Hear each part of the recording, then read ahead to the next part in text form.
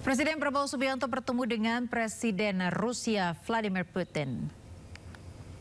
Dalam pertemuan yang digelar di Moskow, pemirsa, Presiden Rusia Vladimir Putin menyampaikan duka cita atas bencana yang terjadi di Aceh, Sumatera Utara, dan Sumatera Barat. Putin juga berharap daerah terdampak dapat segera pulih. Ucapan ini disambut ucapan terima kasih dari Presiden Prabowo.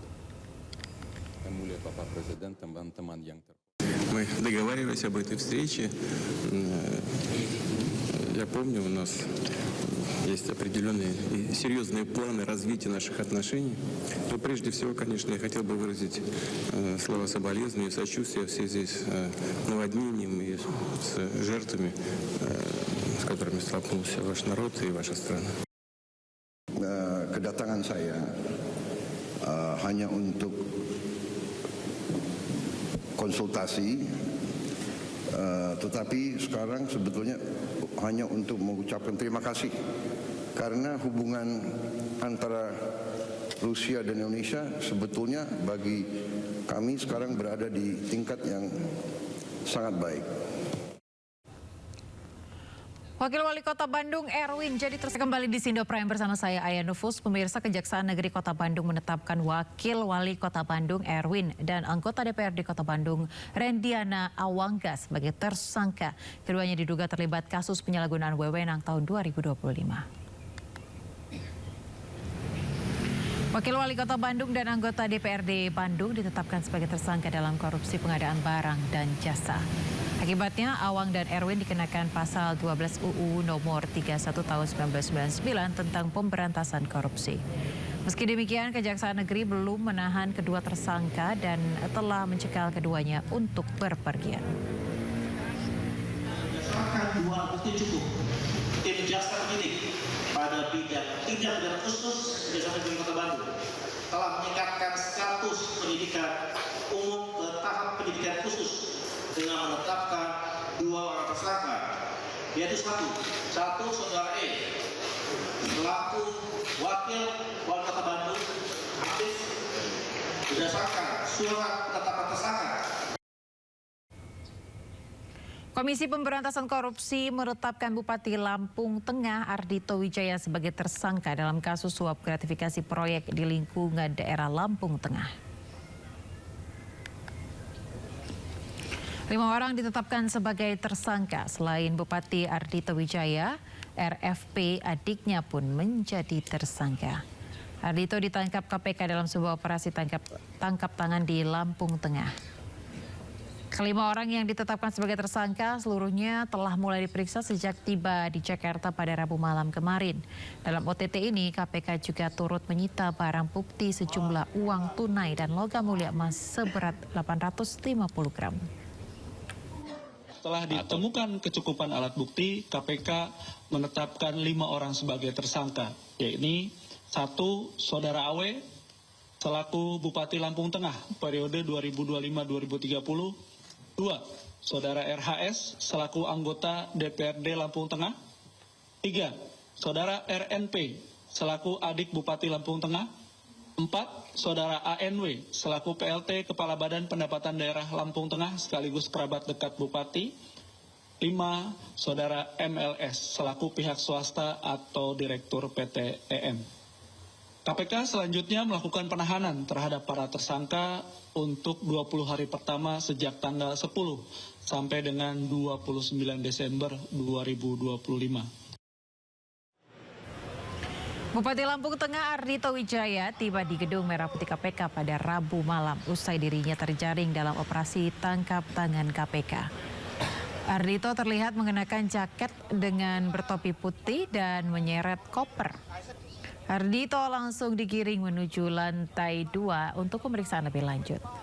Sebelumnya, KPK mengungkapkan operasi senyap ini terkait dugaan suap proyek.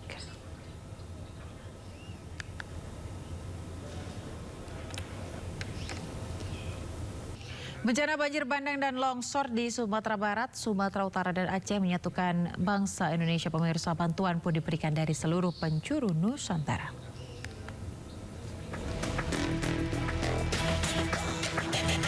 13 truk bantuan diberangkatkan dari kota Bandar Lampung.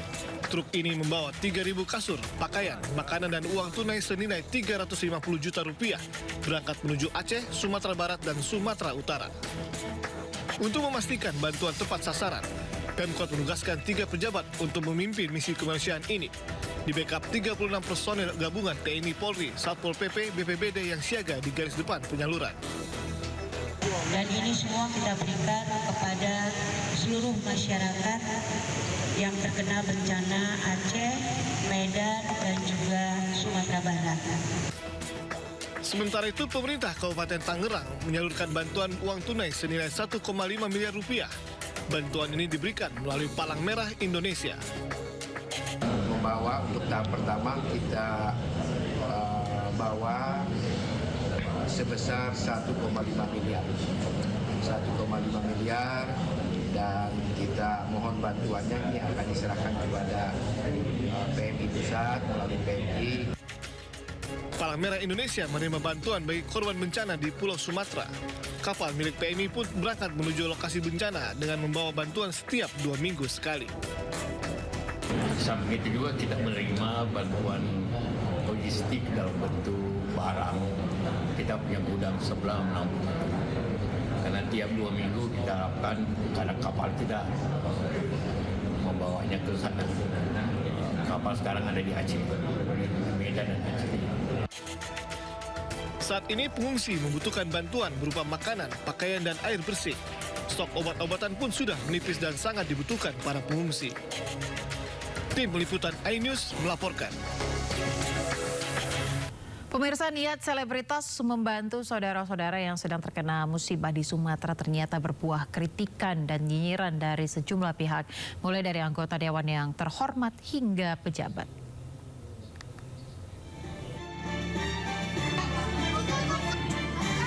Aksi kemanusiaan publik figur dan konten kreator kerap menuai pujian.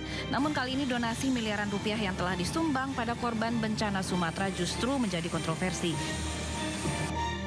Saat bencana terjadi, selebritas langsung menghimpun dana, bahkan hingga miliaran rupiah untuk korban bencana Sumatera. Salah satunya Ferry Irwandi yang hanya dalam 1 malam mampu mengumpulkan uang sebesar 10 miliar rupiah.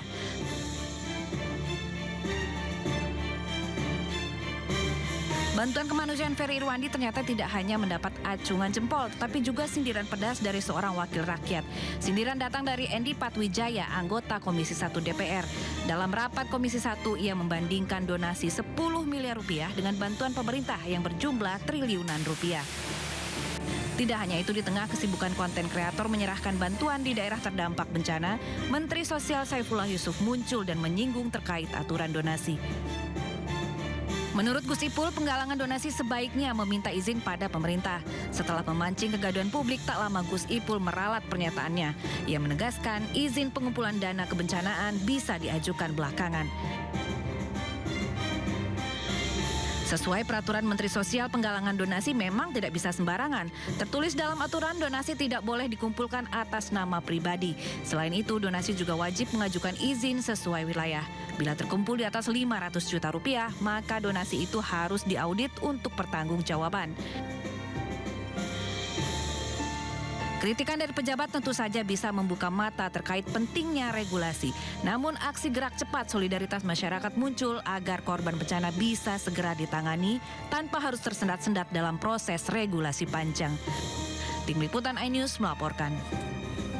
Menteri Pendidikan Dasar dan Menengah Abdul Muti mengecek langsung sekolah-sekolah di lokasi terdampak bencana. Dalam kunjungannya, Mendikdas memastikan perbaikan sekolah menjadi prioritas anggaran pada tahun 2026.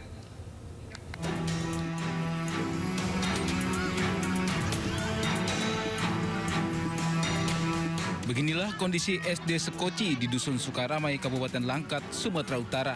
Anak-anak harus belajar di tenda-tenda lantaran sekolah ini rusak cukup parah. Meski harus belajar dalam keterbatasan, anak-anak ini tidak menyerah. Mereka tetap semangat untuk menuntut ilmu.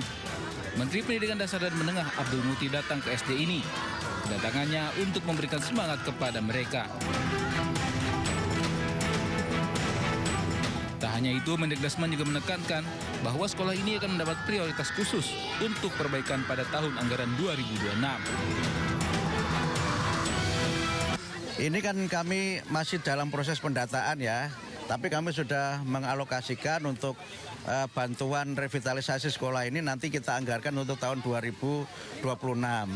Yang anggaran sementara 2026 itu kan kita 14 triliun ya, tapi itu untuk semuanya. Nah, mudah-mudahan dengan nanti tambahan dari Pak Presiden yang disampaikan pada saat Hari Guru nanti, sekolah-sekolah yang terdampak oleh bencana banjir dan tanah longsor ini dapat kita prioritaskan untuk tahun 2026. Kementerian Pendidikan Dasar dan Menengah mencatat ada lebih dari 2.000 sekolah rusak di Sumatera Utara, Sumatera Barat, dan Aceh. Lebih dari 200.000 siswa dan 19.000 guru terdampak langsung bencana. Bantuan pun terus dikirimkan pemerintah supaya proses belajar mengajar tetap berjalan. Dari Langkat, Sumatera Utara, Anissa Rizkia, Rama Ramadona, iNews melaporkan.